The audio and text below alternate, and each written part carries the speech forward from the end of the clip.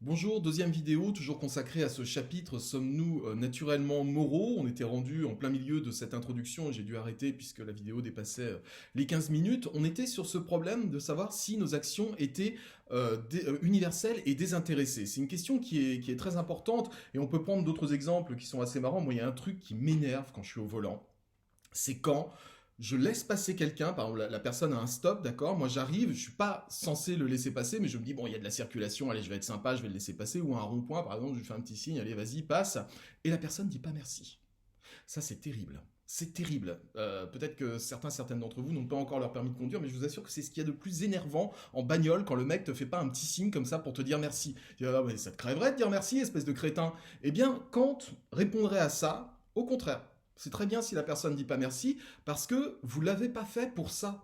Vous n'avez pas laissé passer la personne pour avoir un merci en retour. Vous avez laissé passer la personne parce que c'était bien. Le principe est bon, donc vous n'avez pas à être énervé. Au contraire, vous avez fait une bonne action. On s'en fiche de savoir si la personne dit merci ou pas.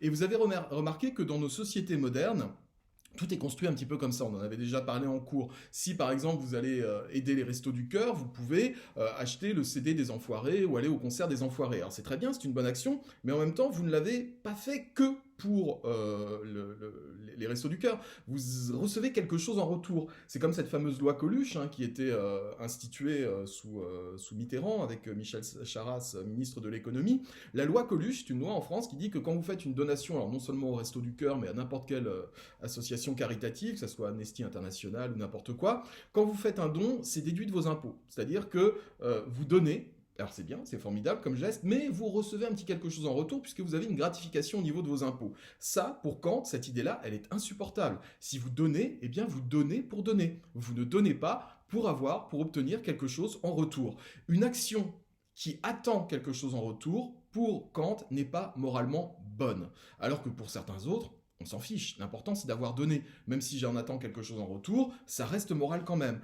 On aborde le problème de la morale de principe ou de la morale de conséquence. Est-ce que ce que je fais, je le fais par principe, parce que c'est bien, parce que c'est bon, sans rien attendre en retour, ou est-ce que ce que je fais, j'en attends une gratification? Là, c'est une morale qui est plutôt une morale de conséquence. Alors, on reprend la lecture. Dans la société moderne, on a tendance à faire disparaître ce problème. Que sont les principes de mes actions, après tout, face aux conséquences? Par exemple, je sauve une personne de la noyade pour la gloire ou l'argent. L'important n'est-il pas que la personne soit sauvée? Qu'est-ce qu'une action juste? Et je vous invite, alors, je ne sais pas si le film est encore trouvable aujourd'hui sur Internet. Il y avait un film génial qui était sorti au début des années 90 qui s'appelait Héros malgré lui. Et c'est un film qui met en vedette Dustin Hoffman, un grand acteur. Peut-être que vous ne connaissez plus aujourd'hui Dustin Hoffman, mais c'était un comédien extrêmement connu dans ces années-là. Et Dustin Hoffman joue le rôle d'un petit escroc, un type assez malsain, assez minable, qui fait des petites magouilles pour s'en sortir. Et donc il a un fils. Dans ce film-là, et évidemment il est séparé d'avec la maman, sinon ce serait pas drôle pour l'action du film, et un jour en allant chercher son fils chez sa maman, eh bien, Dustin Hoffman se trouve face à une catastrophe aérienne. Il y a un avion qui s'écrase juste à côté de l'autoroute où il est en train de rouler. Et donc, Dustin Hoffman se dit, ah ah, très bien, je vais aller dans l'avion. Il va dans l'épave de l'avion, mais pas pour aider les gens. Il y va pour piquer les portefeuilles et les bagages des gens. Donc, c'est vraiment le salaud total. Et en faisant ça, eh bien, Dustin Hoffman tire les gens de la carcasse de l'avion qui est en flammes pour pouvoir les dépouiller.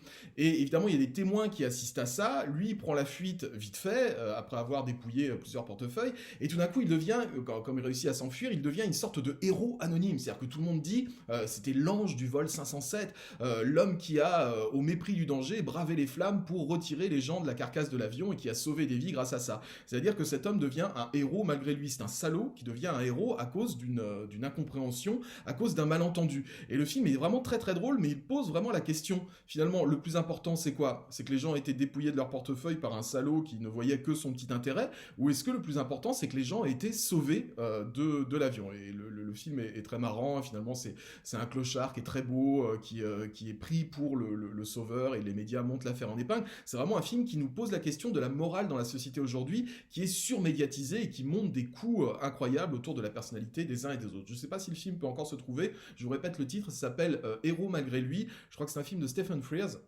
Et c'est vraiment un excellent film. Alors, on va reprendre la lecture du cours. Tac, tac, tac. La justice. Alors, on analyse le terme de justice. C'est un terme ambigu, lui aussi, un petit peu comme la morale, puisqu'il renvoie à la fois à un sentiment que nous éprouvons tous. Les enfants, très tôt, sont capables de dire ce qui est juste ou pas juste. Hein. Tous les enfants disent, mais c'est pas juste, et d'en être blessés. Mais il renvoie aussi à la légalité, c'est-à-dire l'ensemble des lois adoptées par un État. Ces lois définissent de façon objective ce qui est juste et ce qui ne l'est pas. Donc, si on pense en termes de société, la justice et le droit sont indissociables. Effectivement, dans la société, eh bien, à partir du moment où on pense justice, on pense tout de suite loi, on pense tout de suite tribunal, on pense tout de suite juge, avocat, etc. Mais la justice, il ne faut pas oublier aussi que c'est un sentiment. Sentiment de justice et d'injustice qui est très fort en nous.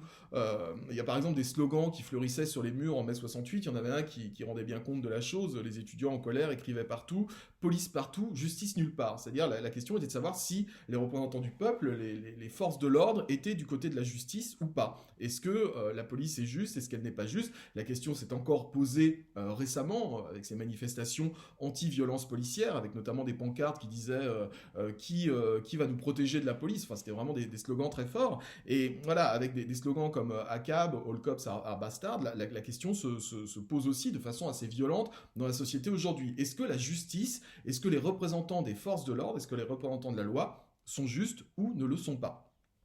Alors, on va noter la définition du repère philosophique légal, légitime dans le répertoire. C'est intéressant parce qu'il y a des choses qui sont tout à fait légales, pas du tout légitimes. Le contraire est vrai aussi, et dans une société idéale, il faudrait que le légal et le légitime soient équivalents. Il faudrait qu'ils aillent ensemble. Alors, légal, légitime, je vous invite donc à noter les définitions. D'abord, légal. Ce qui est légal, c'est ce qui est conforme à la loi écrite. Tout simplement. Ce qui est légal, c'est ce qui est conforme à la loi écrite. Et maintenant, le légitime.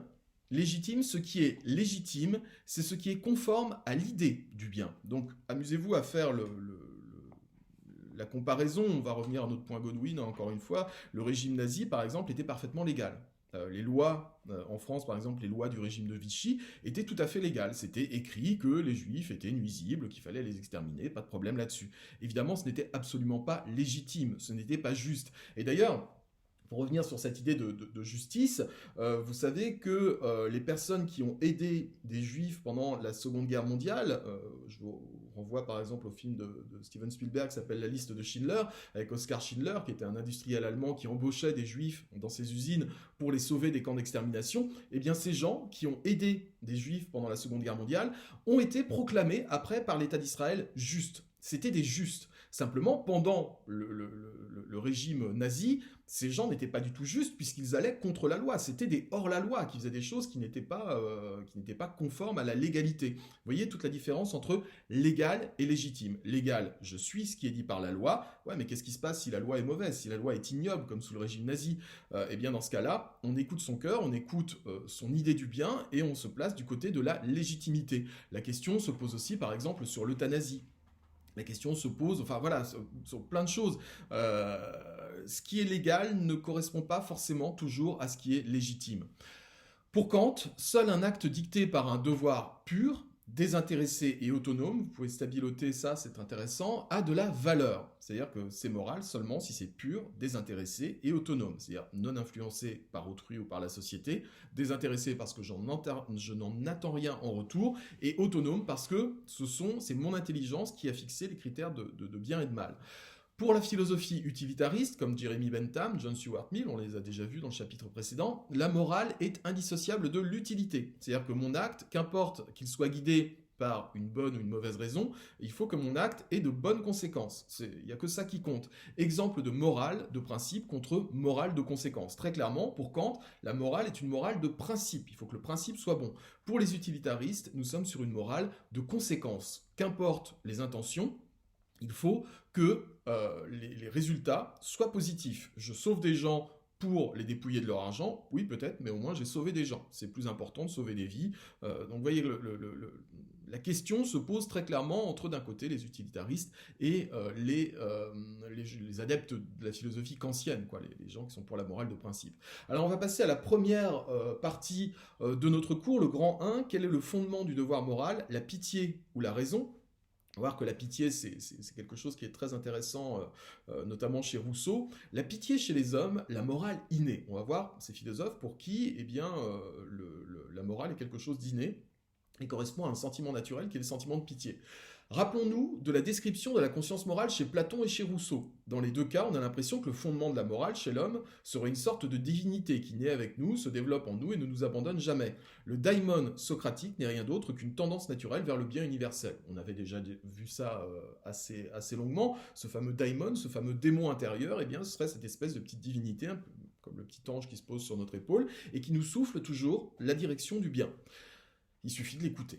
Cela voudrait dire qu'il suffit d'écouter notre cœur, la voix de la morale en nous pour faire ressurgir une nature bonne et universelle. On retrouve cette conception dans l'Antiquité avec Cicéron, homme de loi et politicien antique qui affirme dans son livre Des lois: la loi est la raison suprême, gravée en notre nature, qui prescrit ce que l'on doit faire et interdit ce qu'il faut éviter de faire. Cette même raison solidement établie dans l'âme humaine avec ses conséquences est la loi. On voit apparaître ici la notion de loi naturelle qui va influencer notablement la pensée humaniste dès la Renaissance. Et puis plus tard, évidemment, quand on parle des droits de l'homme, par exemple, quand on dit tous les hommes naissent libres et égaux en droit, ça veut dire qu'il y a une naissance chez l'être humain qui est plutôt une naissance dirigée vers le bien.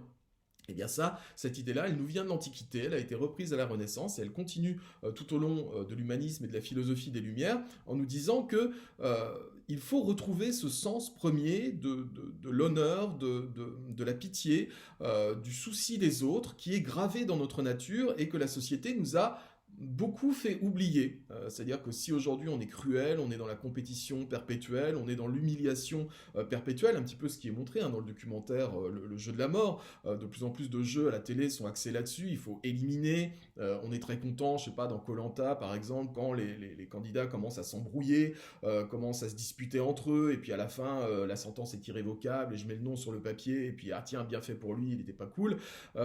Cette espèce d'excitation qu'on a face à des situations qui sont des situations de conflit, c'est quelque chose qui, selon cette idée humaniste, serait généré uniquement par la société. Ça ne correspond pas à notre nature, qui est plutôt tournée, dirigée vers le bien. Donc si on veut mettre en place des lois intéressantes, il faudrait mettre en place effectivement bien des lois qui seraient conformes à cette nature première de l'homme chez Cicéron. Vous avez un autre exemple un peu trivial dans la société actuelle, c'est bientôt Noël, et regardez comment sont faits la plupart des jeux de société. Aujourd'hui, les jeux de société qu'on offre à nos enfants sont des jeux de compétition. Il faut être le meilleur, il faut être le premier, il faut battre tout le monde, que ce soit au Monopoly ou n'importe où. Ce sont des jeux qui navreraient un petit peu finalement toutes ces personnes, tous ces philosophes de Cicéron jusqu'à Rousseau, et vous avez de plus en plus des jeux alternatifs. Moi, ma fille en avait quand elle était petite, c'était mignon comme tout, c'était des petits jeux de société qu'on trouve plutôt dans les biocopes, les trucs comme ça, c'est sa mamie qui lui offrait ça.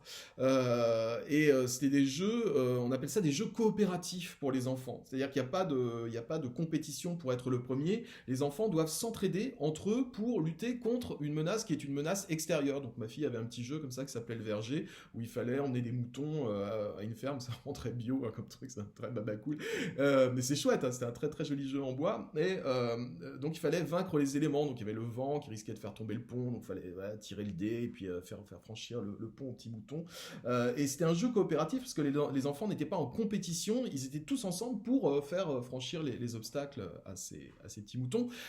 Ce serait une espèce de résurgence, une espèce de reprise de cette idée humaniste selon laquelle nous ne sommes jamais aussi bons que quand nous nous entraidons. Et donc, il ne faut pas que la société se mette à nous dresser les uns contre les autres, comme c'est le cas, par exemple, quand vous jouez au Monopoly ou à n'importe quel jeu de société compétitif. Remplacer la compétition par la coopération, c'est l'idée de ces jeux alternatifs aujourd'hui qu'on trouve dans certains commerces et qui reprend complètement cette idée-là. Donc, chaque fois qu'une société met en place des lois, il faudrait, dit Cicéron, que ces lois écoutent plus ce sentiment naturel qui est basé sur la coopération. C'est comme ça que les sociétés marchent. À partir du moment où on est dans une société solidaire, où les gens comptent les uns sur les autres, où les lois entraînent les gens à compter les uns sur les autres et à coopérer en permanence, on est sur une société qui est bonne. À partir du moment où la société devient compétitive, eh bien, nous sommes vers une espèce de déchirement, vers une espèce d'éclatement des membres de la société, et c'est pas du tout quelque chose qui est intéressant selon cette philosophie-là. Dans la prochaine vidéo, on lira le texte de Cicéron qui correspond à cette idée, qui vient donc de son livre Les Lois. À très bientôt pour la prochaine vidéo.